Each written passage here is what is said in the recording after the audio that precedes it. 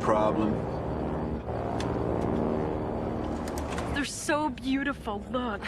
Don't make me look at them.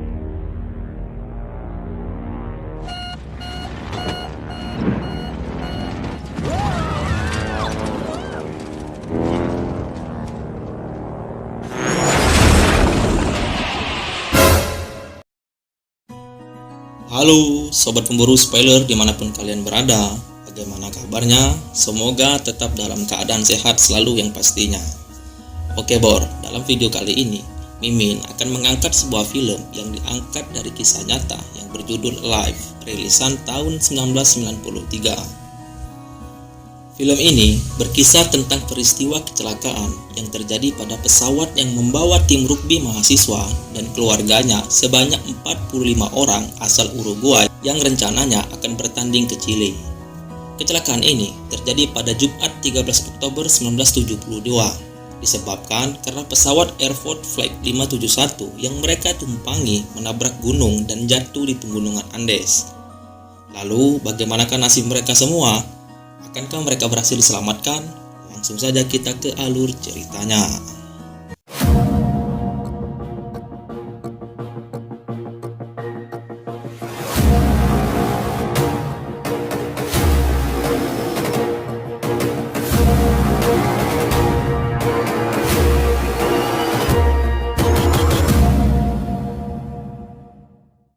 Film dibuka dengan memperlihatkan salah seorang korban yang menceritakan pengalamannya yang berhasil selamat dari suatu tragedi mengerikan ini. Tak pernah ia bayangkan bahwa ia dan beberapa orang lainnya berhasil melalui itu semua. Dan kisah pun dimulai.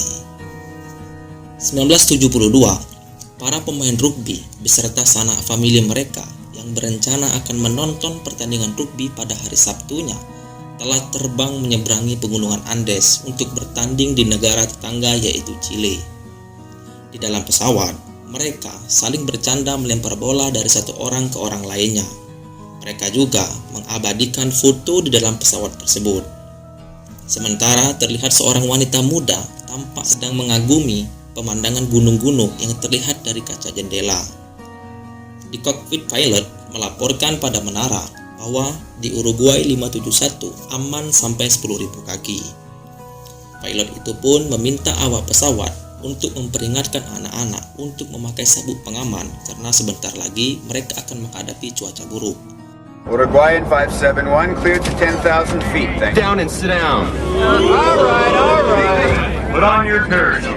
Jumping into the end. Namun anak-anak itu pun tak mau mendengarkannya. Sampai beberapa guncangan memaksa mereka untuk duduk di tempatnya.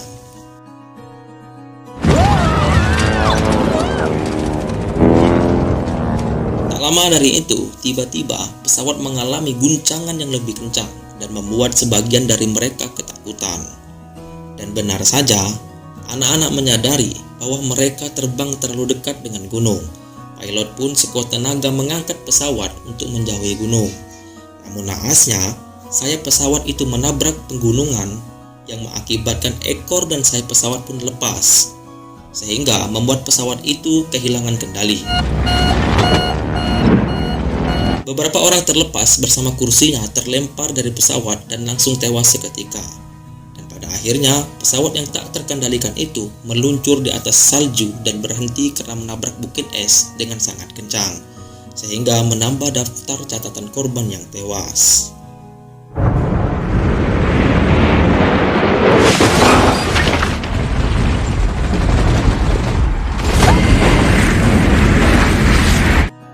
Mereka yang masih hidup menyadari bahwa mereka baru saja mengalami kecelakaan dan terdampar di pegunungan es.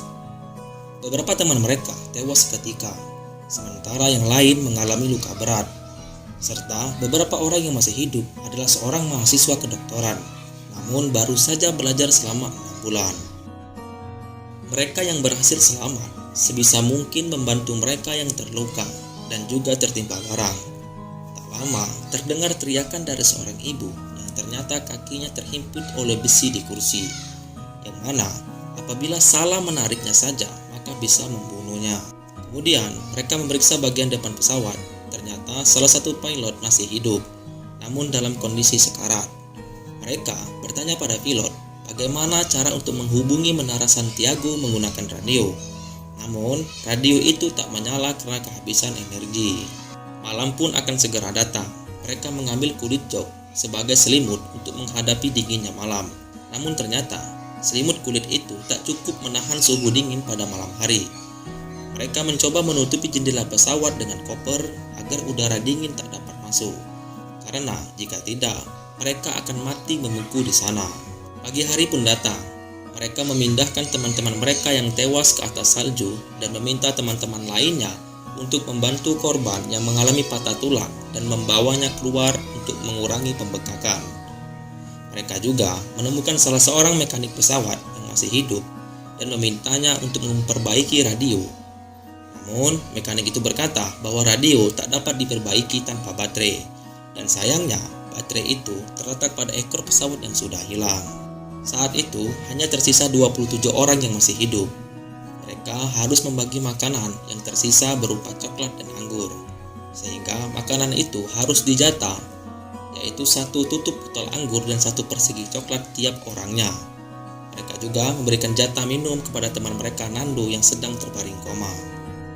Saat mereka sedang berjemur di luar pesawat, mereka mendengar suara pesawat pencari. Namun, jika mereka tak dapat melihat pesawat itu, bagaimana pilotnya bisa melihat mereka? 2 hari kemudian, Nando yang kemarin koma sudah mulai sadar. Betapa hancur perasaannya saat ia diberitahu bahwa ibunya sudah tewas. Namun, ia tak boleh larut dalam kesedihan karena kakaknya masih hidup dan butuh perawatannya. Keesokan harinya, mereka melihat kembali pesawat terbang melintasi mereka. Mereka berteriak dan mengira pilot telah melihat mereka, serta menganggap mereka akan diselamatkan. Karena mengira bantuan akan segera datang, maka saat itu tak ada penjatahan makanan lagi, dan mereka menghabiskan sebagian besar sisa makanan mereka. Saat hari sudah terang, di mana itu adalah saatnya waktu pembagian makanan, betapa kagetnya Kanesa melihat box makanan sudah kosong, sedangkan mereka tak tahu kapan tim penyelamat akan datang. Akhirnya, sejak saat itu, Kanesa berkata bahwa ialah yang memimpin mereka semua selama di sana, karena ia adalah kapten tim rugby mereka. Am I the leader of this group? Di tempat lain, mereka juga tak sengaja menemukan radio. Setelah sedikit berusaha, mereka dapat mendengar sesuatu, namun yang mereka dengar adalah hal buruk. Ternyata pesawat itu belum melihat mereka. Tak ada jalan lain. Mereka harus mendaki untuk menemukan ekor pesawat dan mengambil baterai sehingga mereka dapat menghidupkan transmitter untuk meminta bantuan. Ekspedisi pertama pun dilakukan. Mereka mencoba menahan lelah mendaki gunung. Namun, tiba-tiba salah seorang dari mereka hampir saja terperosok ke jurang. Dan beruntungnya, ia berhasil diselamatkan. Mereka pun memutuskan untuk kembali karena mereka merasa sangat letih, karena tak ada makanan sebagai sumber energi mereka. Sementara dari pesawat, salah seorang dari mereka menemukan peta. Dari peta ini, mereka tahu bahwa jalan keluar dari pegunungan itu adalah ke arah barat, yaitu menuju Chile. Namun, hal itu tak semudah yang dibayangkan karena mereka lemah tanpa makanan. I'll tell you right now. Malam harinya, mereka tetap membacakan doa, berharap keajaiban akan datang. Hari ke-9, situasi makin mengerikan saat mereka harus melihat banyak kematian di depan mata mereka. Kematian dari teman-teman mereka yang sekarat dan mati perlahan-lahan karena tidak mendapatkan perawatan medis yang memadai. Mereka kembali mendapatkan kabar buruk dari radio, yaitu jika tim pencari sudah menyerah dan berhenti melakukan pencarian pesawat mereka karena berpikir pasti semua korban sudah tewas. Kini, mereka harus hidup sendiri dalam dinginnya salju pegunungan dan tidak tersedianya makanan. Mereka pun kembali berkumpul di dalam pesawat dan dengan berat hati Nando menyampaikan hal tersebut, sehingga mereka harus berusaha sendiri untuk keluar dari sana. Beberapa orang meragukan ide tersebut. Mereka tak cukup kuat mendaki karena mereka harus makan. Nando pun menyampaikan idenya, yaitu memakan mayat teman mereka sendiri.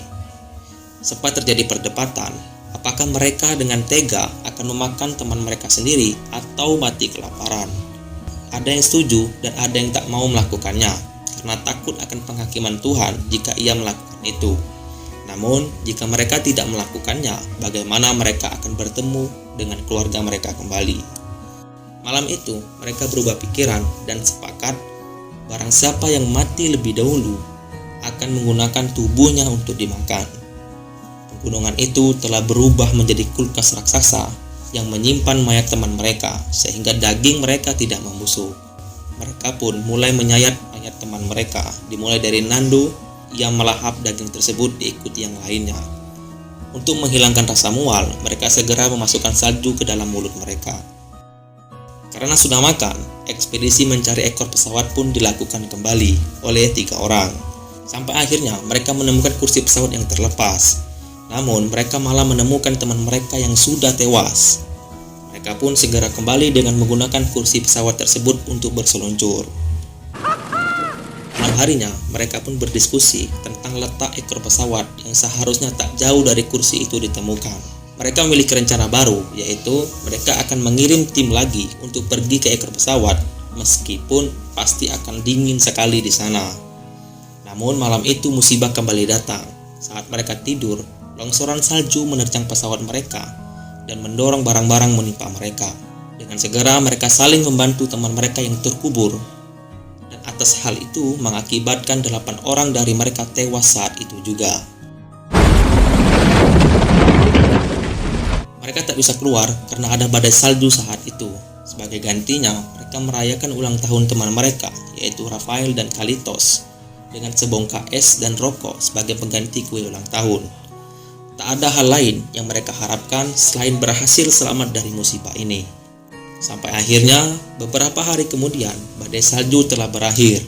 Dengan bekerja sama, mereka menggali salju yang menutupi pesawat mereka dan kembali mengeluarkan teman mereka yang telah meninggal. Sudah hari ke-50 mereka bertahan di tengah pegunungan salju. Sekantung menu daging manusia dikumpulkan sebagai bekal untuk mereka yang akan melakukan ekspedisi selanjutnya, yaitu menemukan ekor pesawat untuk mengambil baterai. 3 orang pun berangkat menempuh perjalanan jauh. Kali ini mereka beruntung, karena menemukan koper penumpang yang berisi coklat, beberapa pakaian hangat, dan tentunya mereka menemukan ekor pesawat di mana terdapat baterai. Namun, ternyata baterai itu terlalu berat.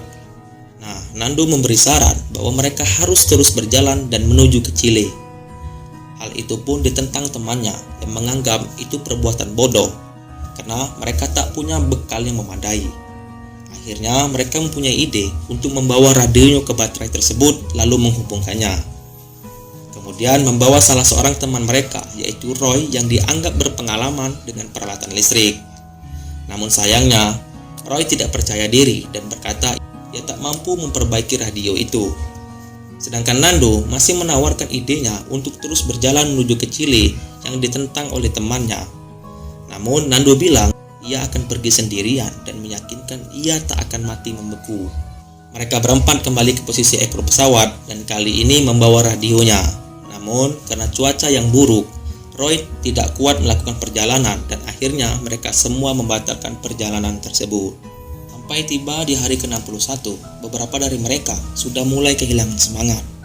Namun tidak dengan Nando yang memaksakan Kanesa untuk kembali melakukan ekspedisi dengannya sebelum mereka semua berubah menjadi binatang. Akhirnya 3 orang dari mereka kembali melakukan ekspedisi, yaitu Nando, Kanesa, dan Tintin. Sebelum berangkat, Carlitos berkata bahwa semalam ia bermimpi melihat ladang hijau dan bunga dan ia bisa mencium bau rumput. Ia berkata bahwa ekspedisi mereka akan berhasil. Mereka semua menaruh harapan besar pada ekspedisi kali ini. Hari berganti, mereka tak berhenti mencari jalan keluar. Setelah mendaki beberapa gunung, mereka meyakini bahwa mereka sudah tiba di puncaknya. Namun ternyata sekian kali mendaki masih ada puncak yang lainnya, sehingga mereka harus kembali mendaki. Saat hendak turun, salah satu dari mereka tergelincir dan hampir saja jatuh ke jurang. Dengan sigap, teman lainnya segera menariknya dengan resiko ia akan terjatuh juga. Namun, nasib baik masih berpihak pada mereka dan Kanesa pun berhasil diselamatkan. Keesokan harinya, Kanesa meminta mereka untuk kembali saja karena berpikir gunungan ini terlalu tinggi. Namun Nando bersikeras untuk tetap pergi. Nando pun kembali naik dan memastikan lalu mengabarkan pada Kanesa untuk melihat sendiri dari puncak. Namun harapan Kanesa sirna ketika yang ia lihat hanyalah penggunungan. Namun Nando yakin bahwa ada sebuah lembah hijau setelah penggunungan, karena Nando melihat gunung-gunung yang tidak ditutupi salju. Namun gunung itu sejauh 50 km dan mustahil mereka bisa mencapai ke sana. Nando meyakinkan bahwa mereka berhasil bertahan hidup 70 hari saja merupakan sebuah kemustahilan. Namun mereka berhasil melaluinya.